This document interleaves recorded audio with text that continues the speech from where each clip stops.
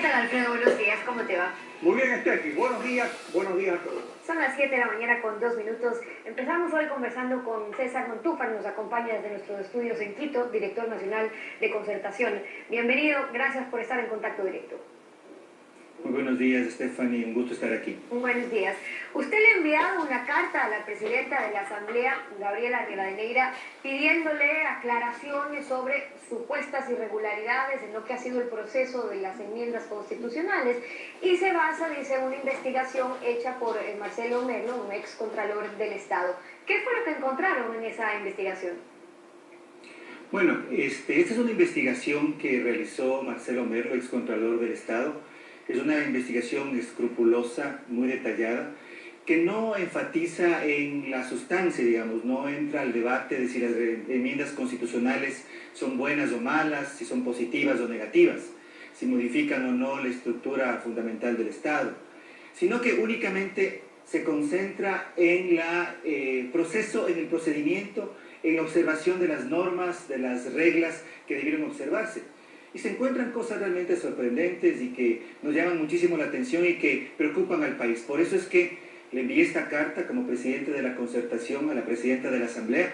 Lamentablemente no he recibido respuesta, no hemos recibido respuesta, no por nosotros, no por mí, sino por la aclaración que merece la ciudadanía, el país, porque estas enmiendas constitucionales tendrían y van a tener, si en el caso llegan a ser aprobadas, una enorme trascendencia, un gran impacto sobre la vida democrática, sobre el espíritu mismo de la Constitución. Ahora, ¿qué pasó específicamente, por ejemplo? Porque usted dice, bueno, son varias irregularidades que han encontrado. Hablemos de algo de eso. Por ejemplo, en el acta de la sesión del CAL en la que se dijo que se abocó conocimiento de la solicitud de enmiendas, ¿esa solicitud fue debidamente respaldada? ¿Qué dice la ley sobre ese procedimiento?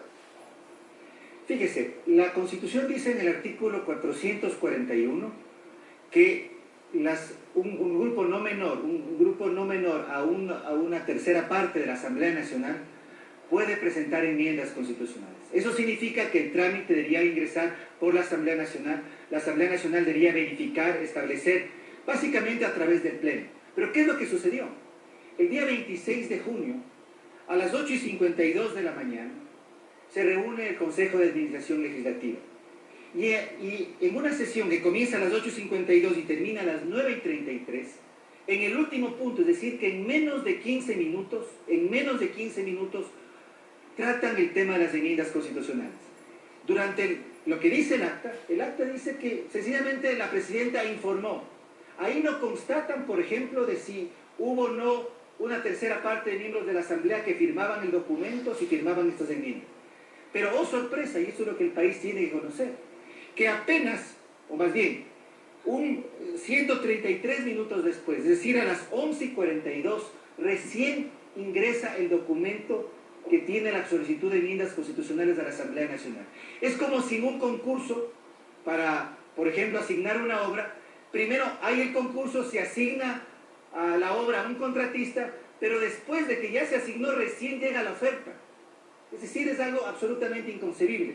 Y minutos después, la presidenta de la Asamblea, acompañada por los militantes y por los otros asambleístas de Alianza País, concurre a la Corte Constitucional a entregar las enmiendas constitucionales. Es decir, que aquí, a mi modo de ver, si es que esto se comprueba, por eso es que hemos pedido a la presidenta de la Asamblea Nacional que responda y que aclare esta situación, se habría cometido un fraude constitucional.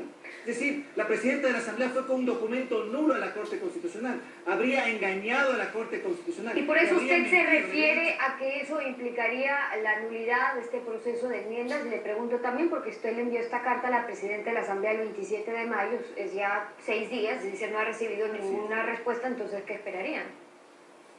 Bueno, yo creo que si es que la presidenta no aclara, y han pasado 6 días sin tener una respuesta, a nosotros nos parecía que si es que esto es posible de ser aclarado fácilmente, rápidamente, íbamos a tener una respuesta de la Asamblea.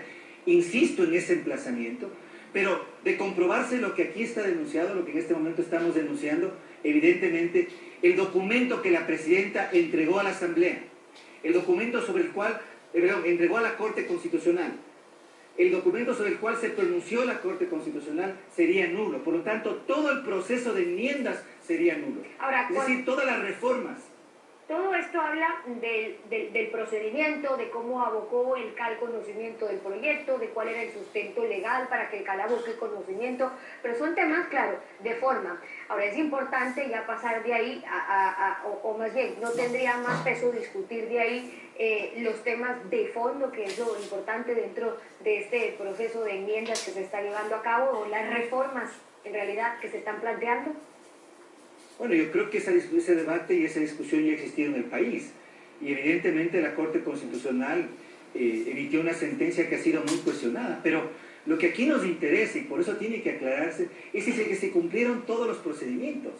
Fíjese lo que significa, Stephanie y televidentes, que un documento que va a tener tanta trascendencia para el futuro del país, que podría significar la propia reelección del presidente de la República, que va a cambiar la misión y las funciones y atribuciones de las Fuerzas Armadas, que va a cambiar y va a modificar las funciones de los gobiernos autónomos descentralizados, que va a recortar derechos de los ciudadanos sobre su capacidad de autoconsultarse a través de consulta popular, entre otros cambios de la Constitución, habría sido o habría partido de un proceso viciado.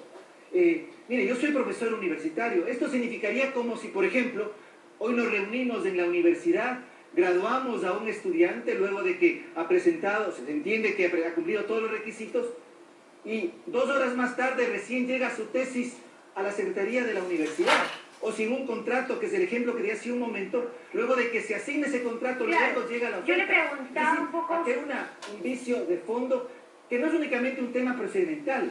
Aquí se está violando la Constitución, claro, porque la Constitución dice...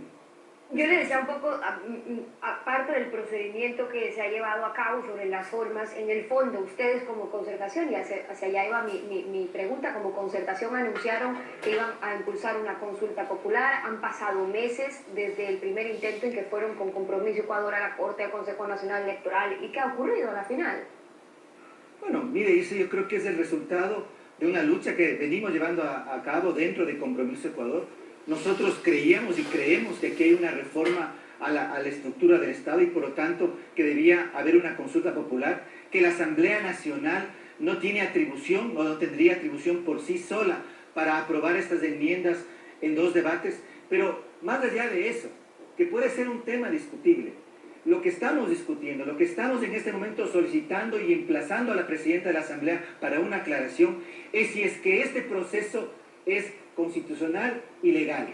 Si este procedimiento no es nulo, y frente a eso no hemos recibido respuesta. Eso está claro. Ahora, sobre lo otro, y ante la pregunta, por ejemplo, que se planteó, me refiero a las instancias que corresponden para llegar a una consulta popular, una pregunta que no fue aceptada, que se dijo que incluía una reforma, una enmienda, con el antecedente también que tienen de que sí se dio luz verde, por ejemplo, la consulta popular que promovía, o para la recolección de firmas, que promovía la alcaldía de Guayaquil sobre el pasaje, el tránsito en Guayaquil. ¿Por qué no insisten en que sí se califique su pregunta? Incluso presentando todavía otras opciones de preguntas, ¿o qué más se ha hecho? Mire, dentro de Compromiso Ecuador hemos agotado absolutamente todos los recursos. Hemos presentado 2 solicitudes al Consejo Nacional Electoral. Hemos concurrido a la Corte Constitucional para demandar que nuestra pregunta sea calificada a través del Consejo Nacional Electoral. Y lo único que hemos recibido es sencillamente negativas. Y lo que tenemos los ecuatorianos, no Compromiso Ecuador, porque este es un tema de todos los ecuatorianos, es que estas enmiendas constitucionales van a pasar a segundo debate en la Asamblea Nacional, posiblemente en el mes de diciembre. Pero lo que estamos detectando es que el procedimiento fue absolutamente nulo. Claro, pero con eso ya estarían dando por hecho, digamos que para finales de año ya estarían aprobadas las enmiendas o las reformas constitucionales. En el fondo, digamos, ya están hechos al dolor, no están de acuerdo, pero ya creen que han agotado todas las instancias, no hay nada más que hacer. Bueno, además de eso, usted recordará, Stephanie, nosotros hemos presentado también un pedido de medidas cautelares ante la Comisión Interamericana de Derechos Humanos y estamos asistiendo como Compromiso Ecuador a todos los llamados procesos de socialización que realiza la Asamblea Nacional para convocar asambleas populares y para poder conversar y comunicarnos con la ciudadanía. Es decir, estamos luchando, no nos hemos conformado, no hemos bajado los brazos, pero por eso mismo es fundamental que las autoridades, y en este caso la Presidenta de la Asamblea Nacional, diga al país si es que ella no engañó a la Corte Constitucional presentando un documento que no existía. Porque esto es muy grave, Stephanie. Es decir, estamos frente a enmiendas constitucionales que van a tener una enorme trascendencia para el país y para su constitución, que habrían partido de un documento falso. Es decir, que la Corte Constitucional habría sido engañada por la presidenta de la Asamblea Nacional ese 26 de junio. Y esas enmiendas, pues recordemos también que se han venido discutiendo por parte de una comisión ocasional en la Asamblea en distintos puntos del país. Y por otro lado, ¿de qué ha servido o han podido hacer un balance también con Compromiso Ecuador de ese recorrido que han ido haciendo, que han estado impulsando también ustedes sobre el debate que se tiene que generar sobre las enmiendas que estarían ya por aprobarse? ¿Qué han logrado? Bueno, yo creo que muchísimo. Y no solamente Compromiso Ecuador, porque esta ha sido una lucha de varias organizaciones y de muchísimos ciudadanos. Pero Compromiso Ecuador ha estado presente, por ejemplo, en los procesos de socialización de enmiendas y ha expresado su voz. Mire, cuando se inició este proceso, apenas el 35% de ecuatorianos estaban de acuerdo con que exista una consulta popular. Y hoy estamos con más del 82% de ecuatorianos que exigen una consulta popular. Cuando iniciamos este proceso en el mes de septiembre, menos del 20% se oponían a la reelección indefinida. Hoy más de la mitad de ecuatorianos muestran su oposición a la reelección indefinida. Es decir, esta es una lucha que se ha ganado políticamente. A falta de argumentos constitucionales y legales, las autoridades, la Corte Constitucional y el Consejo Nacional Electoral nos han negado hasta ahora el derecho a ser consultados. Pero además de esto, este es un proceso constitucionalmente nulo. Es un fraude constitucional. Por eso es que la presidenta de la Asamblea no contesta el emplazamiento que le César Montúfar, director nacional de Concertación, Muchas acompañándonos en contacto directo. Gracias a usted por haber estado con nosotros. 7:14, nos vamos a una pausa. Al volver, ya está en nuestros estudios Inés Manzano.